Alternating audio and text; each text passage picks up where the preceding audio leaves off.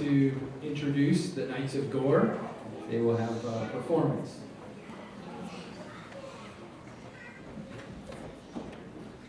Knights of Summer.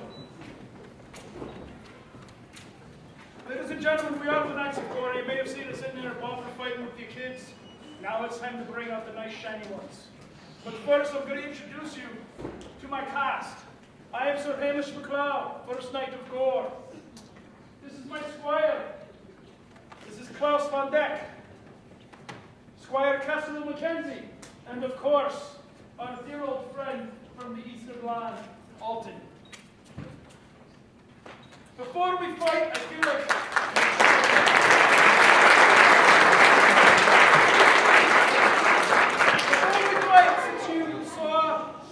Foam weapons over there, I feel like somebody should explain how the steel weapons work.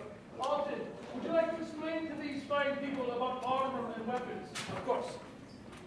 Lords and ladies, once again, my name is Alton Jara, and I do hail in the eastern sides of the Ottoman Empire. Now, I may look different than my friends gathered here about. That is because I am of a different culture than my friends, and each culture on the stage is represented in a different way. I wear a lighter armor because my people are from the sands, so we can dress a bit lighter, a bit more desert friendly. Certainly, of course, we don't overexalt ourselves and pass out to the sand. No one likes that. What I have on right here is what we call men. Tiny rings put together to protect warriors in battle from cutting blows. What I have on here on my chest and my arms is called plate armor, and that is meant to protect against heavier crushes and pounding weapons.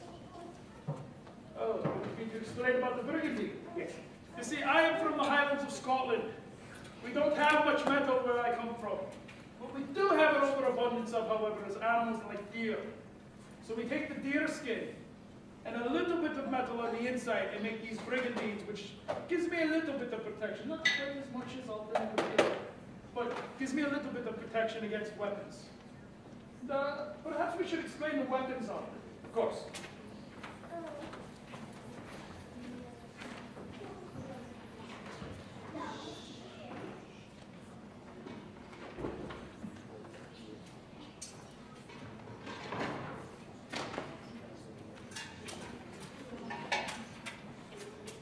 Now, what I have shows you stage of the weapons of the many women who fought in the Middle East in ancient times. We have in my right hand, it's called a scimitar. It's a curved blade. The reason it is curved is because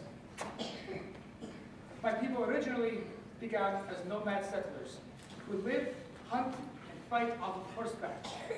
So our weapons were curved, so on horseback, could easily deliver flowing, slashing, cutting motions from horseback. That is why. Quite often enough, these weapons were accompanied by small shields known as bucklers. This was done to accommodate for the light-handedness of our curved swords. I've got a shield too. Hamish, you get to explain what that is? Well, this is a Scottish targe. And Which what does that it not only could act like a shield, but it would cut.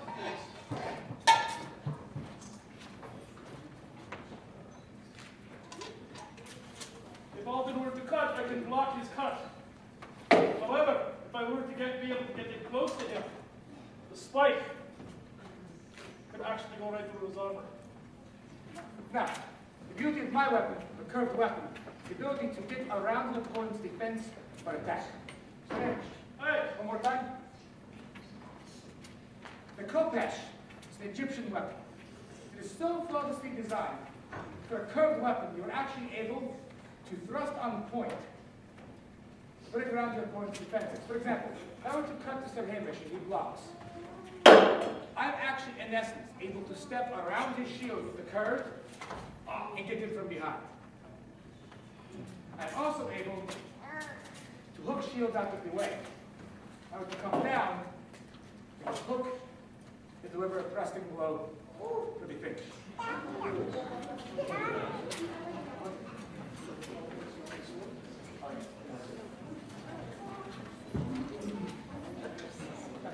formation is sword and shield. It's a bit more traditional for the speed. What do you want to do?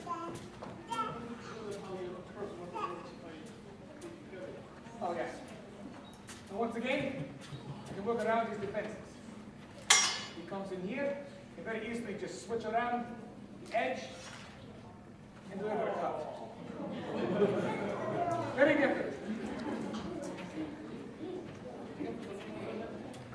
Oh, yes. Now, it's also very effective because any curved weapon, as you may know of cutting a knife, cutting with a knife, is naturally more effective when you cut because the weight it drags down upon itself.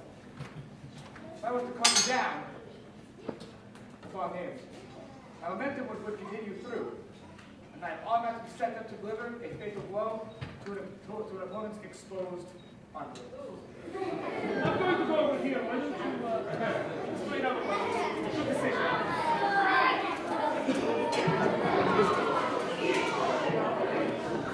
Now, We're just gonna pause it in a second. please, grab your weapon of choice.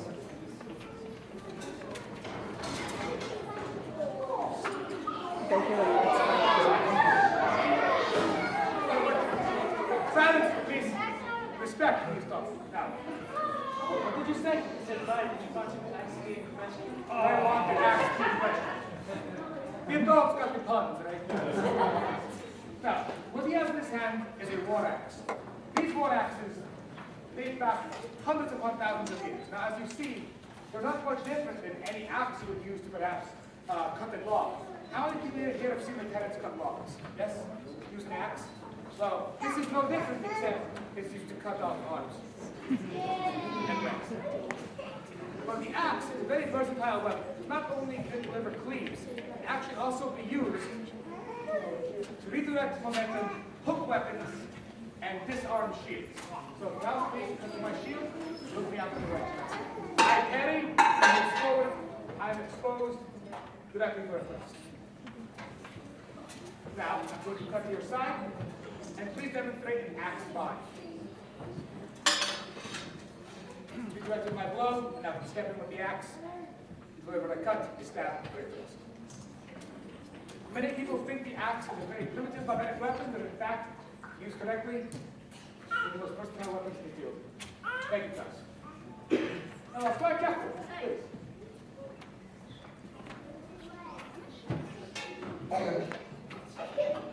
Now, Castro, this is Squire Castro. She's been training with our knights for a long time to be able to properly display and lecture on the parts of the sword and the blades. Please, how goes that in here? Well, the day, good people. This, as you can see, is a sword. It was called in the day a hand and a half long sword, because you can see it's wielded one-handed, or hand and a half with the handle of the pommel, or in my case, small hands, two-handed. Blade, of course, wasn't the only part of the weapon that was used as a weapon.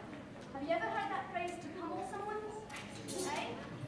This right here is where that phrase comes from. To pummel, to be used down on the head or smash against any part of an armed opponent. It's devastating. And even worse, these keels. You see how they're sharp and narrower at the end? That was to go right through the visor on a knight's helmet, straight into their eyes. Oh, like close as axe. Aye, but smaller. Very good. Now, onto the spear. Aye. I think that's why. Now, what Squire Castro is giving up is a spear. We've all seen it before. But the spear is a weapon that is perhaps even more ancient than the axe.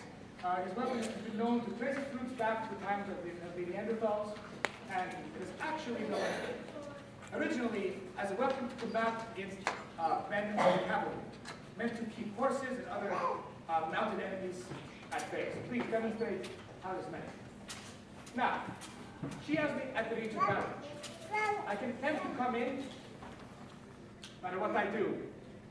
She's going to have the advantage. Now, even if I were to try to break the line of defense, go back and show what you could do. Right through. So the spear, what you may think is a long, hefty, clumsy weapon, it's actually a very quick, versatile, effective weapon at the thrust. Very well. What are you talking about? Weapons that can keep people at a distance, eh, Alton? Speaking of Neanderthals,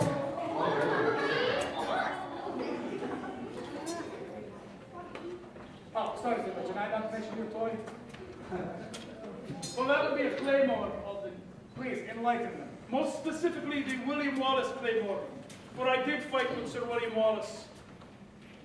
This claymore also would be used against the infantry. Or it just looks really cool against, you know, camouflage. I have quite the reach on this. Again, if I try to break line defense, it's tough to get by. Now could you imagine this on a field? A wall of claymores and spears. Blocking. Squire, one of these spears. Oftentimes, spears and swords were used together to create a line of defense against attacking cavalry. So, you take the meat, and you stand behind him. If I'm approaching on horseback, I literally have nowhere to go. Either She's got him, I've got his horse. so either my horse or myself would be very, very untimely there. Not pretty either. Alton, these young men, I'm sure, young men and ladies, are interested in these educational fads.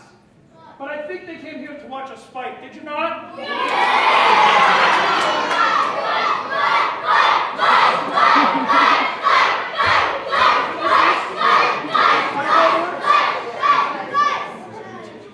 We can introduce that in tonight's order. It's very well.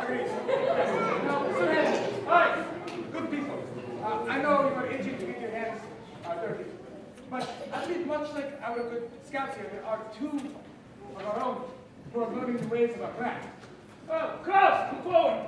Casserole, grab your weapon. Lords and ladies, Squire Castle and Squire Klaus have been dying to show the scouts here